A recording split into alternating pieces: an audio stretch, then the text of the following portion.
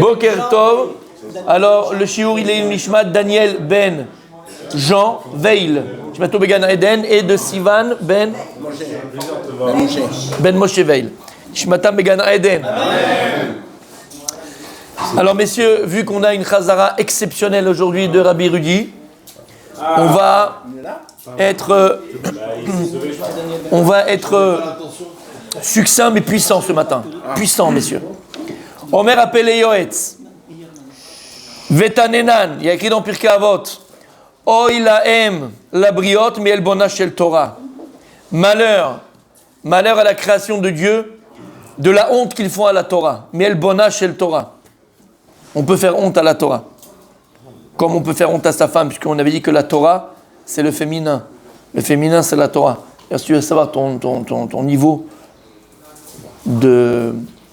d'attachement à la Torah, niveau de Torah, regarde le niveau que tu as avec ta femme, c'est autour d'avoir en général. Comme ça disent les Chachamim. Donc de la même manière que il aime la briotte. Et Be'ezrat Hashem, c'est qu'un préambule. C'est qu'un préambule, messieurs, au shiur de samedi après-midi. Shiur extraordinaire. Chidouche, pas de moi, parce que moi je fais rien. Moi je vous répète ce que j'apprends. D'accord? Je fais rien. Je répète ce que j'apprends. Voilà. Exceptionnel. Chidushim Atsumim. Et on va voir que c'est un rapport un petit peu avec ça. Mais non, je ne chauffe pas pour rien. Moi j'étais comme un fou. Quand je lisais, non, c'était magnifique, vraiment magnifique. Très très beau. Et en plus avant Matan Torah, c'est extra. Et donc là c'est ce qu'on dit. Le féminin c'est la femme c'est le féminin. Et donc c'est la Torah. La Torah c'est la femme c'est la Torah. C'est autour d'avoir. C'est pour ça que quand Shlomo Amelech il a écrit Shetraïl dans Mishlei, Shetraïl Mimtza, les commentateurs expliquent que Shlomo Amelech il l'a écrit comme si tu parlais à une femme. Eshet Raïl, c'est une femme de guerre, une guerrière, dans sa maison. Eshet Raïl. En fait, de qui on parle aussi? Et surtout de qui il parle? De la Torah. Alors pourquoi tu parles d'une femme? Parce qu'en vérité, la Torah c'est la femme c'est la Torah, c'est autour d'avoir. Et là, dans Pirkei Avot, il y a écrit il aime la briode, mi elbona shel Torah. Malheur à ceux qui méprisent la Torah, qui font honte à la Torah. De quoi on parle? Ou Pirshua Mefarshim. Les commentateurs ont expliqué. Qu'est-ce que ça veut dire malheur à ceux qui font honte à la Torah? Share alomed batorah. Share alomed batorah chashuv kemi shomrim lo. Parce que quelqu'un qui est en train d'étudier la Torah, quelqu'un qui étudie la Torah, c'est à quoi ça ressemble? À quelqu'un, on lui dit Mena zeovim. Vechol asher timne kasher tuchal tikar lecha. C'est comme si tu disais à quelqu'un, regarde, rentre dans la pièce. Ici, c'est un endroit de trésor où il y a des milliards de pièces d'or. Rentre, compte combien de pièces il y a, et ce que tu comptes, ce que tu vas compter, tu le gardes pour toi. T'imagines? Ali Baba, d'accord? Tu fais une pause, tu penses à autre chose, ta femme elle t'appelle, tu lui réponds, ton machin il t'appelle, ton copain il t'appelle, tu réponds, t'es occupé fils, t'as quoi? À ramasser les zéovim, à ramasser de l'argent. Appelle Rabbi Raphaël quand il est au boulot, même pas il te regarde, il te regarde pas, il regarde pas son portable, il est dans les trucs qui montent. Et ça descend pas, Bezrat Hashem. Rien que ça monte. Tout est ouvert. Clac, il te répond pas. Qu'est-ce qu'il fait? Il ramasse. Il n'a pas le temps. Alors quand toi tu étudies la Torah, à quoi ça ressemble? À quelqu'un qui fait entrer dans une pièce de trésor, on lui dit regarde, toutes les pièces d'or qui sont là, compte-les. Et ce que tu as compté, ça sera pour toi. Chez Bevadal lo yaef velo igam iliot moné voler kol hayom et kol halayla. Est-ce que ces personnes vont être fatiguées de ramasser et de compter les pièces d'or? Le jour et la nuit. C'est un robot, c'est une machine. Clac.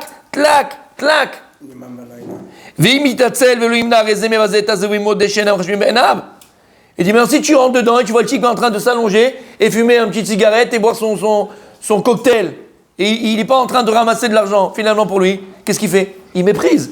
Non seulement c'est qu'il ne connaît pas la valeur, même s'il connaît la valeur, c'est encore plus grave. C'est qu'il méprise l'argent, c'est qu'il méprise les pièces d'or. Ken Adavar Azé. Voilà le mashal, voilà le mishal. Exactement pareil pour la Torah. Si on a conscience que lorsqu'on vient, on s'assoit au Bet HaMidrash, ça, ce qu'on vient de dire, c'est des zéouvim, c'est de la matière, c'est matériel. De l'argent, de l'or, c'est de la matière. Aujourd'hui, elle est là, demain, il n'y a plus rien. D'accord? Puisque la matière, c'est le temps, il est voué, il est limité, donc il est voué à mourir. La matière, elle est vouée à mourir, parce que le temps, il a un début, il a une fin. Donc la matière, il a un début, il a une fin. L'or, il a un début, il a une fin. L'argent, il a un début, il a une fin. Ça s'arrête à un moment donné. La Torah Akdosha non seulement ce que tu prends ici, tu vas en profiter par Olam Hazé, mais surtout, tu accumules pour le Olam Haba. Tu vas non seulement donc prendre pour ce monde terrestre, mais en plus tu vas le garder pour le monde futur. Et toi, tu es là, tu rentres dans le coffre-fort. Tu viens au Beth Midrash, tu viens à la synagogue, tu rentres pour étudier. Mais qu'est-ce que tu fais? Tu es avec ton portable. Tu es avec ton portable. Tu es avec ton portable. Tu es avec ton portable. Et tu méprises la Torah. Et tu méprises la Torah. Ou bon, tu n'as pas le portable. Mais ta tête, elle est où? À quoi tu penses? Qu'est-ce que tu fais? Tu parles avec l'autre, tu rigoles avec l'autre, tu prends un café, tu prends un petit croissant, tu reviens, tu repars. Mais en fait, qu'est-ce que tu fais? Tu ressembles à ce type-là qu'on a dit ramasse, est-ce que tu prendras, est-ce que tu vas compter? Tu le prendras pour toi. Mais finalement, il fait rien. Il est là à se balader, à regarder, à prendre des photos. Mais Zalzel, El Bona chez le Torah. C'est ça, El Bona chez le Torah. El Bona chez le Torah, c'est pas quelqu'un qui étudie pas. C'est quelqu'un qui vient étudier, entre guillemets, qui vient pour étudier, finalement, il fait autre chose. Il fait... Bien sûr que c'est pire. Bien sûr que c'est pire. Les pièces à ce moment-là, je les prendrai plus tard. Alors, je me balade. Je m'en fiche, tu l'as dit le mot. Je m'en fiche. Alors c'est vrai, ma femme elle m'a poussé à aller étudier, mais bon, moi ça me saoule, donc je lui dis que je suis parti étudier, ça c'est pas grave. Ou j'ai entendu un cours une fois qui était important. Une fois c'était... D'accord, j'ai entendu un cours que c'est important de venir étudier, donc voilà, je suis venu, mais je suis là, mais toi t'es pas là, donc c'est dommage, c'est chabal. C'est chabal. Si, mais mec, entre nous, si on avait 10 heures d'études par jour, et dans les 10 heures, il y a une heure où t'étais un peu moyen, venir. T'as une heure, même pas une heure. 7 heures, tu peux pas être concentré en un seul mot une fois. Tu ne peux pas être investi. C'est chaval, c'est dommage, quoi, c'est péché. Mais plus que ça, là, on est El Bona chez le Torah.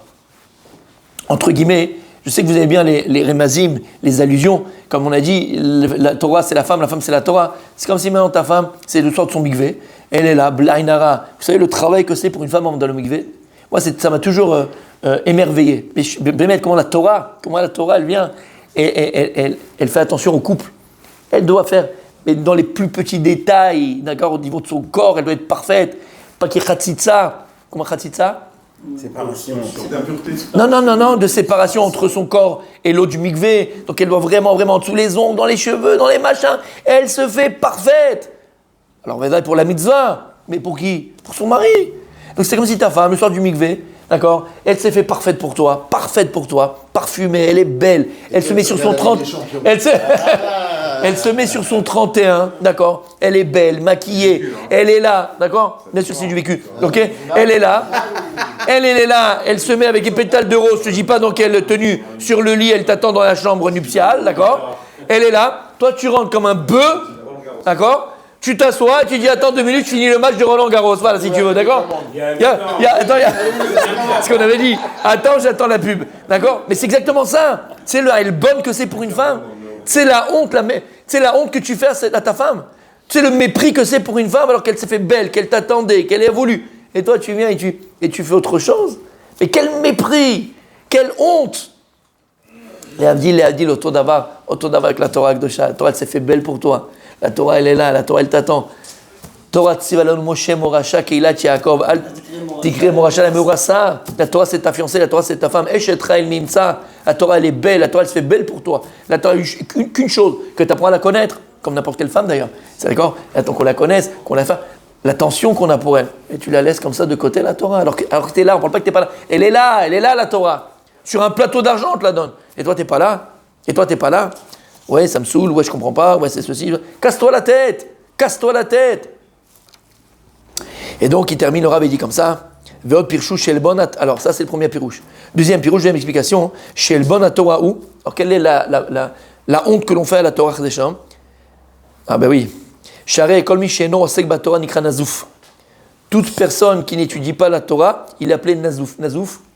Celui qu'on gronde. Pas qu'on gronde, hein. Nazouf, c'est comme le cochon. Un vantard, non? Oui, ça ressemble. Prétentieux. Vous n'avez pas Google traduction? J'ai pas de téléphone. C'est quelqu'un qui J'ai pas de téléphone. Oui, mais là, c'est... Trans. Là, Nazouf, c'est pas dans le sens on me trans. Ah, mais la Nezemba. Voilà. Exactement, Béafrazien. Bon, si quelqu'un il a Google traduction, parce que je sais pas comment on dit en français Nazouf. Hein? Réprimandé. Ouais. Il a dit Michael Khazak. Bon, on va dire réprimander, mais c'est pas vraiment ici la kavana. C'est pas réprimander quelqu'un rapport avec réprimander.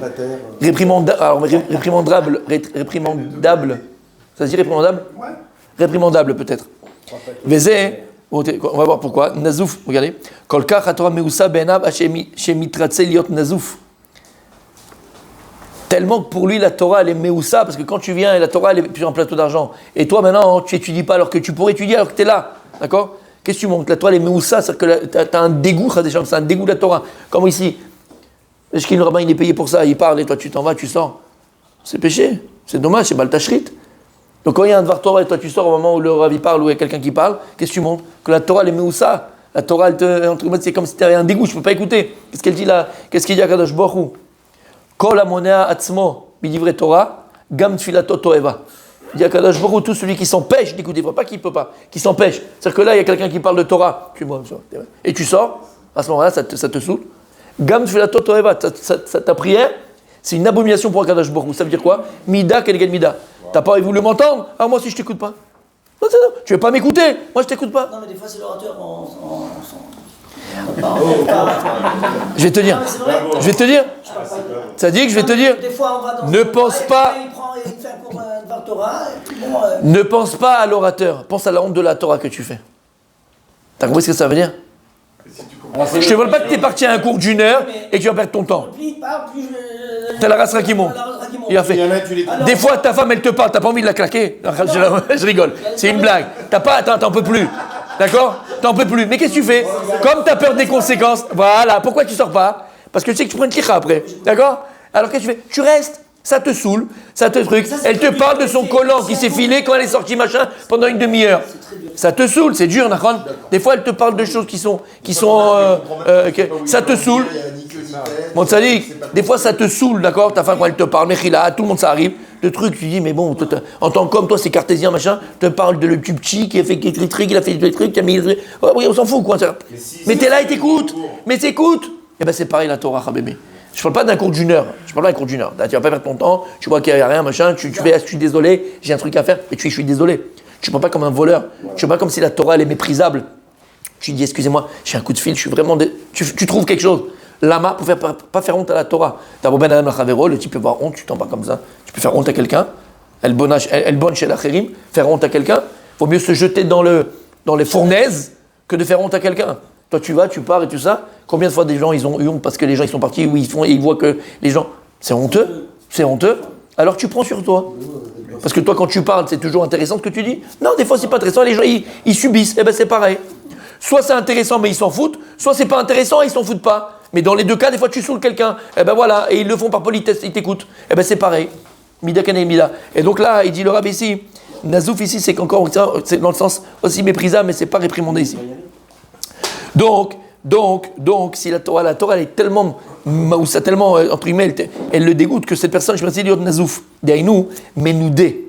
Vélo la Sagba Torah. Kaviachol, la personne, quoi, elle va se mettre en quarantaine, elle préfère se mettre en quarantaine, c'est-à-dire s'exclure du groupe, s'exclure du Kaal, s'exclure de l'assemblée, tellement que pour lui, la Torah, c'est saoulant. En lechal bon gadol misé. Il n'y a pas plus grand mépris que ça envers la Torah. Et donc faire très très attention. On arrive matin Torah, on arrive à Shavuot, mes amis. C'est pour ça qu'on parle de ça. Pourquoi on parle de ça? On arrive à Shavuot. L'année passée, on a été à la donc avant... tu te rappelles ça c'est Kvod à Torah. Ça c'est l'honneur de la Torah, d'accord? C'est extraordinaire. Cette année, on peut retourner peut-être, hein, on se le fait la semaine prochaine. À Jérusalem. On va voir. Parce qu'on a 10 jours, quel jour, combien de temps on a? 15 jours, même pas 15 jours avant Shavuot. Bon, on verra, Binyader, Bezrat Hashem. En tout cas, faire très attention. Et ça, c'est des choses c'est tellement fin, d'accord? Faire très attention, El Bona Shel Torah. Ne pas mépriser la Torah, ne pas faire honte à la Torah, et ne pas mépriser un Talmid Chacham ou quelqu'un qui parle de Torah. D'abord, pas pour faire honte à la personne, comme on a dit, mais surtout, ne pas mépriser, ne pas faire honte à la Torah Atzma. Et des fois, on ne se rend pas compte. C'est ça le problème. C'est que des fois qu'on ne se rend pas compte. Des fois, on ne se rend pas compte de ce qu'on fait. C'est pour ça que le Moussar, il te dit qu'il faut avoir toujours un contrôle de soi. Ne fais pas comme ça ce qui se passe par la tête. Ah, ça, il m'a saoulé, il m'a truqué, il m'a traché. Réfléchis aux conséquences. Réfléchis à ce que tu fais. Réfléchis. Il faut réfléchir. La Torah, elle te demande, le Moussar, il t'appelle à réfléchir. Contrôle de soi, on l'a vu ensemble. Contrôle de soi. Contrôle de ses pensées, contrôle de sa parole et contrôle de ses actes. Malheureusement, très, très souvent, des fois, on est impulsif. D'accord? Par impulsivité, on arrive, on fait des choses qu'on ne doit pas faire. Il faut réfléchir avant. Chez Niske Bezrat Hashem, de toujours être mechabed ta Torah.